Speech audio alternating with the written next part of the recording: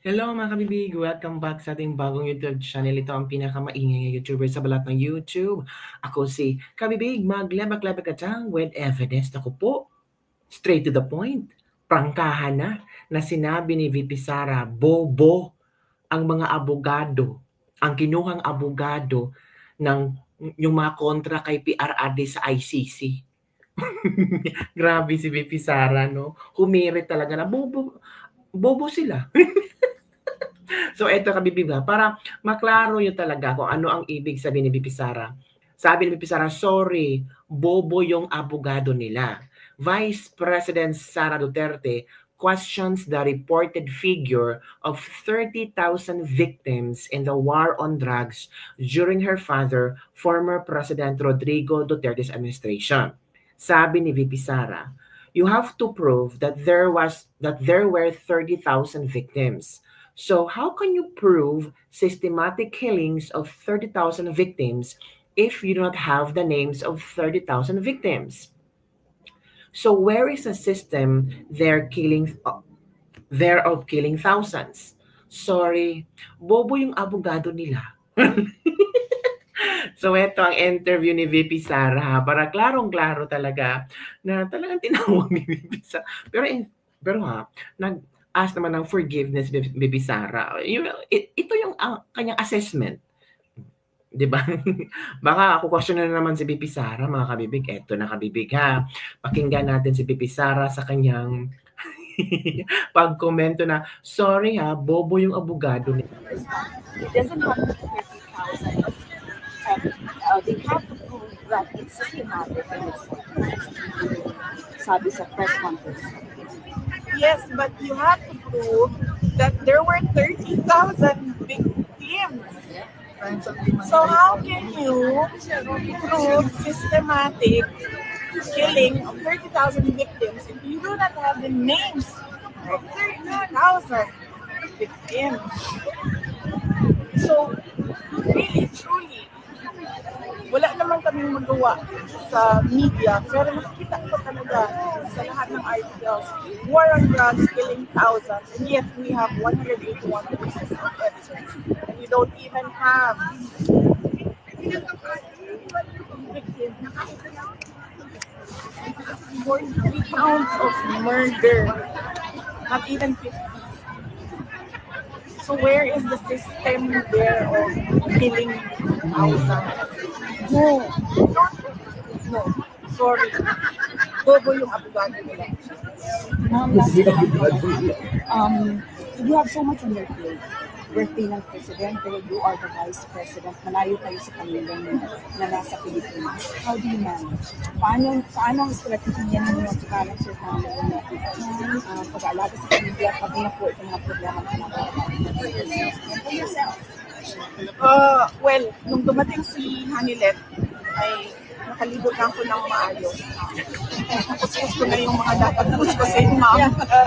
Na-shave ko na yung aking legs. Napipitan ko na yung aking kuko nung dumating si Hanilet. So, on that point, okay na ako. Sakto naman yung tulog ko, sakto kain ko. So, wala na tayong problema dyan.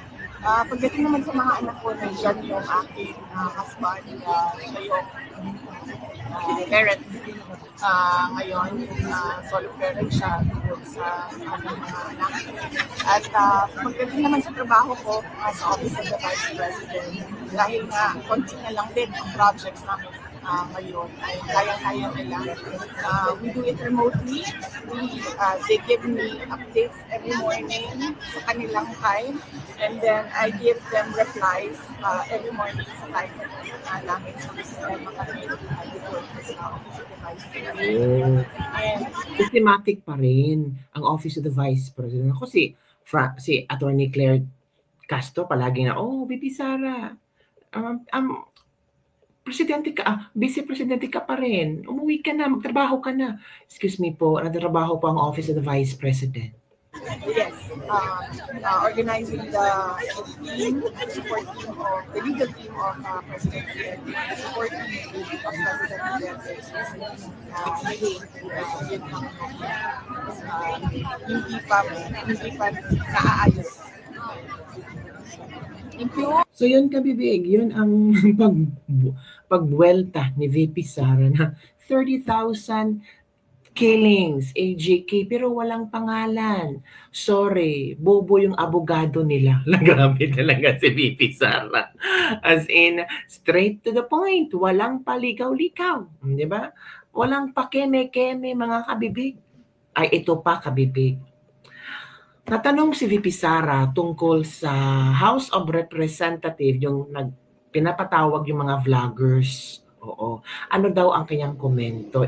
Si VP Sara, biktima din ng fake news. 'Di ba? Maraming sinasabi na kung ano-ano tungkol kay VP Sara. Si VP Sara, alam naman niya na fake news yun, hindi niya pinatulan. Pero ngayon, parang nakita niya na mga pro-Duterte ang pinapatawag sa House of Representatives. Kung talagang fair na fair sila, dapat sana yung mga vloggers din na sumisira sa isang vice presidente. Second highest official sa Pilipinas, parang dinedma lang. Ito ang kanyang reaction sa House of Representatives hinggil sa hearing ng mga vloggers, mga kabibig. So ito, pakinggan natin si VP Sara Duterte. Ito na pong kabibig. Let's watch her. Years na lumabas, na naglabas ng hindi talaga na bagay sa akin. Katulad noong basketball player. Yes. Ang daming vloggers. Yung basketball player nga, kinukonek si VP Sara na kavites daw, or boyfriend daw ni VP Sara. Diba? Na naglabas ng paninira at walang basihan, walang ebidensya at hindi totoo na nakakasira ng pangalan ko. Yeah. Pero bakit wala sila dyan sa hearing? Yeah. So bakit ang mga pinapatawag ay mga vloggers na sumusuporta sa opisina ko, sa akin, sa Vice President, wala man lang isang vlogger na tinawag para pasagutin kung bakit mo binastos yung pagkatao. Correct mga kabibig. Bakit ni isa sa mga vloggers na bumastos sa pagkataon ni VP Sara, bakit hindi pinatawag? Para tanongin kung meron ba silang ebidensya, meron ba silang solid evidence na before sila magsalita tungkol doon, ay talagang katotohanan ba or hindi? Kasi nakikita ng mga tao napaka-unfair. So ito ang continuation ha. Kasi tinanong si VP Sara ni Maharlika tungkol dito. So para more info, ito po si VP Sara. Tanungan ni Maharlika. Aware ba si former President Duterte na milyong-milyong Pilipino ang nag-gather ngayon in the past sa kanyang birthday? Yes, ma'am. Wow! Pinadala po namin kanina sa abogado yung pictures ng Davao City. Dahil kasi yun lang meron akong pictures, but naintindihan ko buong Pilipinas ang nag-celebrate ngayon ng birthday niya. Buong mundo. Yeah. Buong mundo nag-celebrate ngayon ng birthday niya. Ang pinadala ko sa abogado, and sabi ng abogado, there is a system doon sa loob na ina-upload yan sa laptop ng detainee at nakikita niya doon ang mga letters, ang mga photos, ang mga videos na pinapadala ng mga family members, and I think allowed din ang mga footage ng support. Yeah, may message po ba siya sa government sa ginawa sa kanyang illegal kidnapping? Wala. Ma'am, he never mentioned the administration. But up to the last minute, he always said and he told So everyone, that para organize po tayo, yung mga taong nandiyan, please proceed po tayo sa Sasabi. para hindi po tayo magulo. Are you aware po na yung mga supporters ninyo ay ginigipit ng Congress at gustong ikulong? Yes, ma'am. Opo. Actually, may nagpadala sa akin na retired PNP personnel.